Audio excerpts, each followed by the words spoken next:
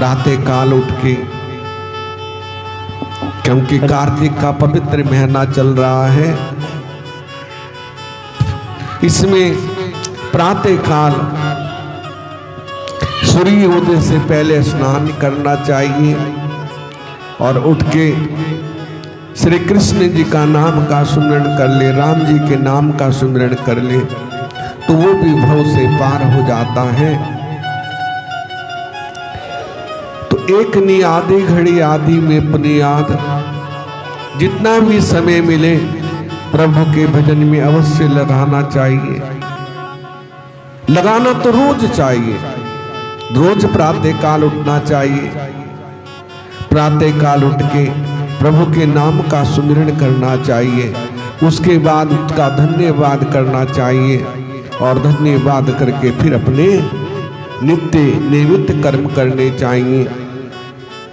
उसके बाद अपना कारोबार जो भी है वो देखना चाहिए। नियम तो ये है प्रातः काल प्रतिदिन, लेकिन ये कार्तिक का पवित्र महीना है, चलो सारे महीनों में नहीं उठ सकते, तो इसमें तो प्रातः काल मौसम भी बड़ा अच्छा है, न सर्दी है न गर्मी है।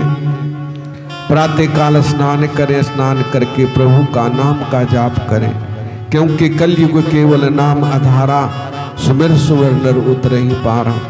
कलयुग में केवल और केवल नाम का सुमिरन ही हमें भव से पार लगा सकता है।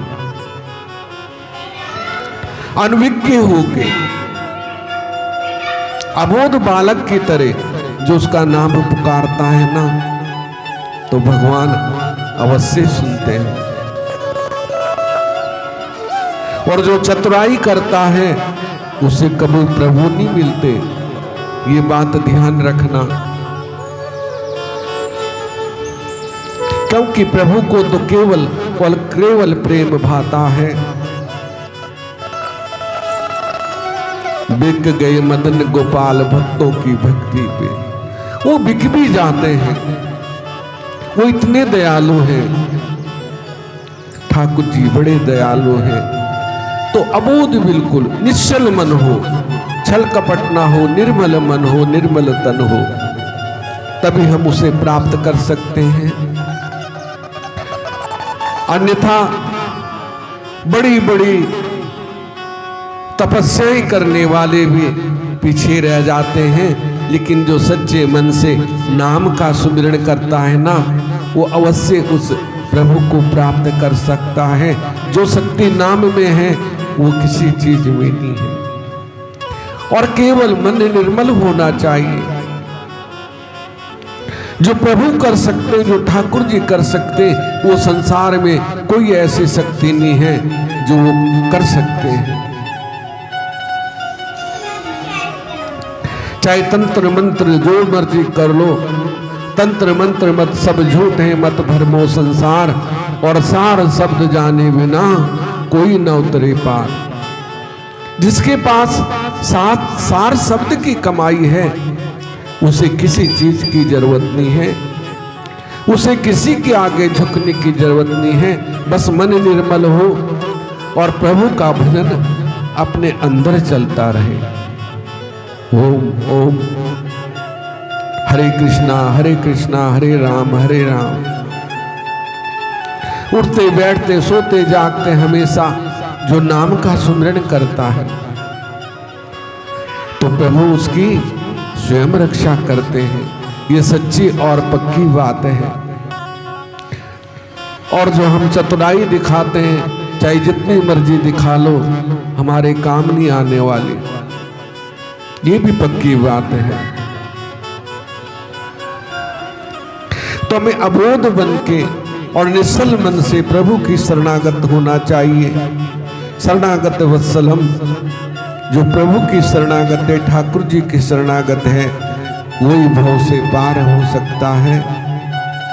लेकिन हम लोग कहते हैं करते नहीं, मुंह के बड़े लवार और तिनके मुंह काले होंगे दाता के दरबार। हम कह तो देते हैं, लेकिन जब करने का समय आता है तो भूल जाते हैं। ऐसा कुछ नहीं है कि भूल जाता है कोई, हम अनदेखा कर देते हैं।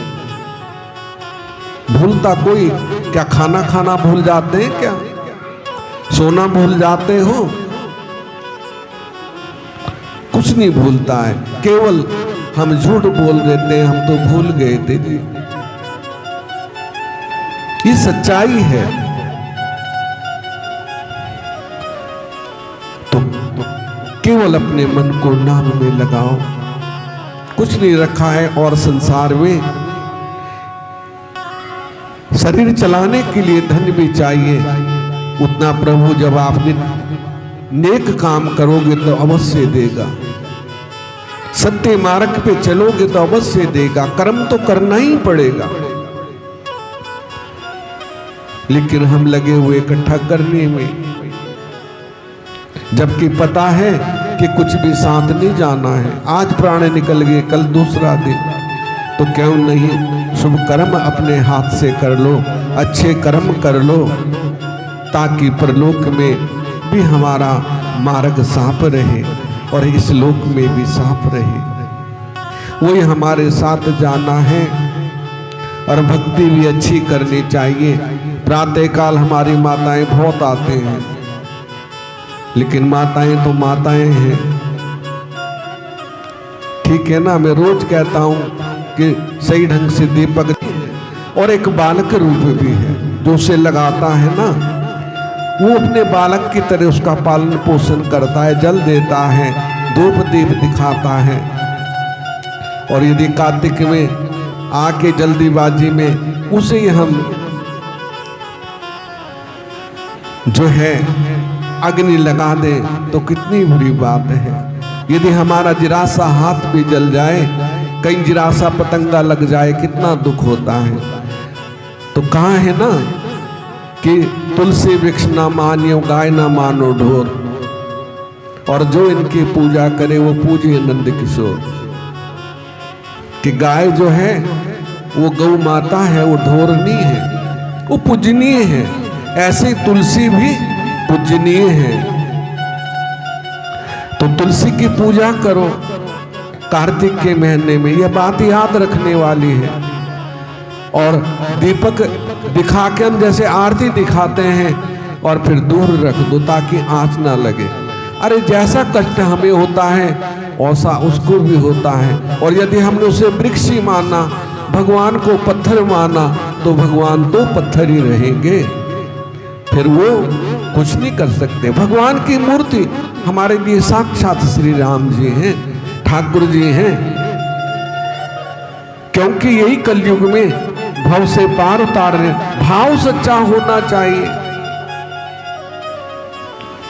तो जैसा कष्ट हमें होता है, जैसा भोजन हम खाते हैं, वैसा ही हमें ठाकुर जी को भी अर्पण करना चाहिए। जैसा हम खुद पहनते हैं वैसा ठाकुर जी को भी अर्पण करना चाहिए। ये नहीं कि जो भगवान को चढ़ाना है जरा वो दे दो, और खाना है तो जरा अलग दे दो। इंसान बड़ा होशियार है, लेकिन ठाकुर जी उससे भी होशियार है। तो सबसे श्रेष्ठ प्रभु के अर्पण करना चाहिए। यदि हम 10 रुपये वाला पहन दे तो ठाकुर जी के लिए 20 रुपये वाला लाना चाहिए। हम अपने लिए 1000 वाला ला रहे तो ठाकुर जी के लिए 2000 वाला लाना चाहिए। प्रसाद भी पवित्र हो, भोजन भी पवित्र हो, और पूजा भी हमारी पवित्र हो।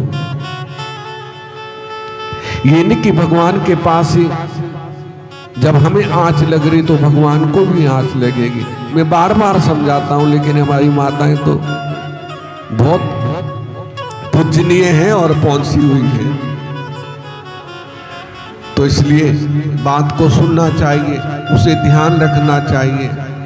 क्योंकि गलत, ठीक है हम पूजा कर रहे हैं, अच्छी बात है, प्रातः काल उठ रहे हैं, अच्छी बात है, लेकिन उसमें भाव और हमारा नियम जैसा हम अपने लिए करते हैं वैसा ही होना चाहिए। ये भी सच्ची बात है। तो सभी माताओं से, कुछ माताएं तो बैठी हैं यहाँ पे जो आते हैं प्रातः काल, तो ये ध्यान रखना है, कष्ट ना हो। यदि तुलसी के पास आप तुलसी को कष्ट दोगे तो मुझे भी कष्ट होता है, तो अच्छी बात नहीं है। तो ऐसे तो आप सब समझदार हो, कार्तिक का महीना है, पवित्र महीना है, खूब दान पुण्य करो, खूब स्नान करो, खूब भगवान की आरती पूजा करो, सेवा करो, ये जीवन का सार है। और इसी से हम भव से पार हो सकते हैं। और खूब भजन करो, मन को निर्मल रखो। आरती होगी, सभी लोग आरती करेंगे, ये बातें सब ध्यान रखने योग्य हैं। बोली बांके बिहारी लाल की।